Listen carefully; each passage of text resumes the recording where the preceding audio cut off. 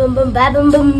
Ito na nga yung pagpunta namin sa Barako Fest at medyo traffic nga talaga. Buti na lang andyan sila kuya na nag-assist sa amin. 1,000 katao nga daw ang pumunta dito. Paano nga namang hindi dadayuhin? Napakadaming mga bisitang, mga vloggers at mga sikat na artista.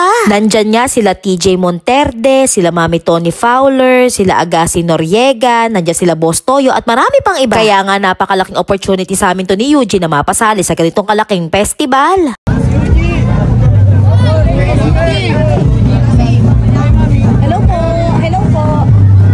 Hindi nga lang pala siya motor show meron ding car show, may mga jeep, may mga van, pagandahan ng mga tricycle. Ay grabe, pag nakita niyo mga setup talaga namang napakagaganda. Kulang na kulang nga yung oras namin para nga makita yung mga detalye ng bawat magagandang mga sasakyan din sayang nga Napakadami nga ditong sumuporta. Syempre, nandyan ang ating JRP family. Hindi mawawala ang ating boss rin. Tapos nga, meron ako nakitang pogi na dumalaw sa aming tent. Ay, ba't ka? Kasi edad lang tayo. At alam nyo naman, kapag Batangas, talagang nasa kultura na nila yung pagpapak boom boom boom. Kita nyo naman si UGA na aya na. Kaya sabi niya, Mama, please tara na. Ang saya-saya na nila. Sali na ako sa pak boom boom boom. Kaya sabi ko, sige, ihanda mo na si Elverde. Go!